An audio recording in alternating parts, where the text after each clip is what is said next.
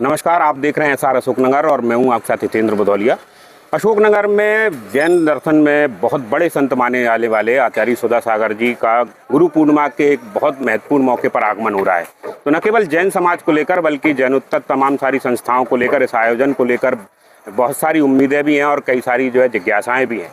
तो चतुर्मास का एक बड़ा कार्यक्रम अशोकनगर में बड़े जैन संत का होने वाला है। तो इनकी व्यवस्थाओं को लेकर और चीज़ों को लेकर अशोकनगर दिगंबर जैन पंचायत के अध्यक्ष आदरणीय राकेश कांसल जी हमारे साथ में। तो कांसल जी, एक तो आपको इसकी लिए बधाई और शुभकामनाएं कि इतना बड़ा इवेंट आपके कारण या आपकी संस्था के कारण हो पा रहा है। तो कैसे देख रहे हैं और क्या व्यवस्थाएं इसको लेकर हैं? सबसे पहले तो आपको धन्यवाद दूंगा मैं जी कि आपसे इस कार्यक्रम के बारे में पूछा। दूसरा, व्यवस्थाओं में ऐसा है कि अशोकनगर में 10 तारीख की सुबह 7:30 बजे न्यायालय, जो अपना जिला न्यायालय है, वहाँ से अगवानी की जाएगी, जिसमें लगभग 2 हाथी हैं, 21 घोड़े हैं। इसके अलावा 121 थालियों, चांदी की थालियों में उनका चरण पाद जो है ना प्रक्षालन है, उनका प्रक्षालन करेंगे। और 108 बच्चियों के द्वारा नृत्य, जो अपने मंगल नृत्य होते हैं, उनके द्वारा विभिन्न 10 गाड़ियों में बैठ के है ना वो अपना मंगल नृत्य और झांकी का के साथ आएंगे। और पूरी अफगानी को भी बड़ा भव्य तरीके से आयोजित करने का किया जा रहा है। तो शहर को भी अच्छी तरह से सजाया जा रहा है, पूरा का पूरा सजाया गया है जी। वहीं से कोर्ट से और यहाँ तक की जो व्यवस्था है साज सजावट की, लगभग 60 गेट हैं इसमें, जिनमें 4 सिंह द्वार के रूप में हैं, जो बड़े बड़े गेट लगे हैं, जो परमानेंट लगे रहेंगे। शेष पूरा का पूरा कार्यक्रम इस प्रकार से बनाया गया है कि लगभग ये समझिए कि 1.5 से 2 किलोमीटर का पूरा रास्ता है ना पैक रहेगा, जिसमें अपने श्रद्धालुगण लगभग 10 से 15 हज़ार रहेंगे। जैन समाज की भी पूरे संभावना है और सब इच्छुक हैं कि कब गुरुदेव यहाँ पे पधारे हैं। तो बिल्कुल लोगों में बड़ा उत्साह भी है। पर हमने देखा है कि बीच में जब इनकी तैयारियों को लोग कर रहे थे, तो एक बड़ी मीटिंग भी हुई थी, जिसमें अलग अलग समाजों के लोग भी आए थे। तो उसमें किस तरह की चीजें हुई हैं, क्या तय किया गया है? बिल्कुल ये हुआ है कि जैन जैनेतर समाज के सारे सब वर्ग आए थे और सभी समाजों के मुखिया, और उन्होंने आश्वासन दिया और उन्होंने तो ये कहा कि हम क्या करें, आप ये बताओ। तो स्वागत की जो अगवानी होगी उसमें उनकी भी भूमिका रहेगी। हमने कहा आप जो करना चाहें करें, हम तो हमारी तरफ से कोई बंदाई नहीं है। आपको किसी भी प्रकार से जो करना चाहें, आप फूलों की वर्षा करना है, पुष्पों की वर्षा है, किस प्रकार से करना है वो ठीक है, हम साथ में व्यवस्था में आपका सहयोग पूरा चाहिए। और इसमें क्या है, जो ड्रोन है, ड्रोन से पुष्प वर्षा होगी और एक हेलीकॉप्टर ड्रोन जो है उसके द्वारा जो है ना पूरा जिस जगह से अगवानी कर रहे हैं और सुभाषगंज मंदिर तक वो ड्रोन के द्वारा है ना पूरा झंडा फैलाया जाएगा। जैन समाज। चलिए, इसके अलावा भी हम ये देख रहे थे बहुत दिनों के बाद विद्यासागर जी के बाद पहली बार कोई जैन संत हैं जो नदी पार कर रहे हैं नाव में बैठ के। हाँ, ये कैसे तय किया? क्योंकि पहले तो आप दूसरे रूट से लाने वाले थे। गुरुजी तो क्या अनियत बिहारी हैं जी, और उनके मन में क्या आया जी, तो उस प्रकार से जब देखा कि रात को 11 बजे ये प्रोग्राम था कि वो बड़केड़ा गिरफ्त से होते हुए आ रहे हैं जी, लेकिन जब सुबह 5 बजे उन्होंने बिहार किया तो अपना रास्ता बदल दिया।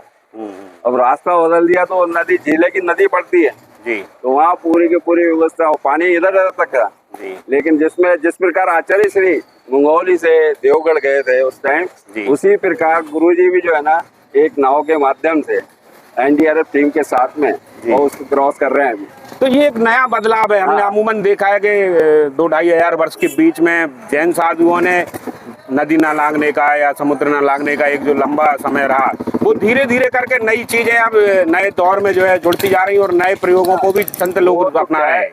बिल्कुल ये सही है कि इस प्रकार से कभी हुआ नहीं, लेकिन उसमें भी जो चलते हैं ना वो मोटर वाली गाड़ी में नहीं चलेंगे कभी, तो जो खेले वाली नाव, खेले वाले है ना उस प्रकार से चले। तो वो तो जिस नाव में चलेंगे उसके अलावा भी सुना है कुछ एस्कॉर्ट के लिए कुछ आसपास चीजें हैं। तो एस्कॉर्ट तो है ही, और लगभग आज जो रिपोर्ट मेरे पास है लगभग 1000 से ऊपर, उन सबको भी नाव से कराना पड़ा। तो आनंद फानंद ये कर पाना थोड़ा सा कठिन भी रहा होगा, एक चुनौती भी थी। बिल्कुल एक चुनौती थी। इसमें प्रशासन ने बहुत सहयोग किया है। अपनी NDRF टीम जो है ना, प्रजा कलेक्टर साहब और अपने साहब ने DIG साहब उन्होंने अरेंजमेंट किया।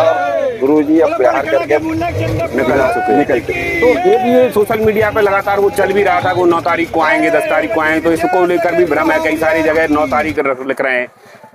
गुरुजी का जब तक आश्वासन देते नहीं जी, वो तो उसको फिर अपन लोग फिक्स कर लेते हैं। कई लोग कह रहे थे 9 को होगा, क्योंकि गुरु पूर्णिमा 10 तारीख को ही है, तो 10 को ही प्रवेश जितनी भी बाहर से जो श्रद्धालुगण है वो 10 की तारीख को ही आ रहे हैं, तो 10 के हिसाब से उन्होंने अपना पूरा कार्यक्रम बनाया। तो क्योंकि गुरु पूर्णिमा के ही दिन उनका आगमन हो रहा है, तो उसको लेकर भी कोई विशेष कार्यक्रम, गुरु पूर्णिमा बहुत बड़ा त्योहार है, एक बहुत बड़ा कार्यक्रम है। इसको क्या है, सुबह अगवानी के बाद प्रवचन होना है 9 बजे से, और दोपहर को पूरा कार्यक्रम गुरु पूर्णिमा का होगा, जिसमें श्रद्धालुगण अपने है ना श्रद्धा फल जो होते हैं ना उनके तो इसमें शहर के अलावा भी कुछ बाहर से लोगों के आने की संभावना है? बाहर से लगभग 2000 से 3000 लोगों के आने की संभावना है, कम से कम मान के चलिए आप, जिसमें राजस्थान तो पूरा गिर रहा है।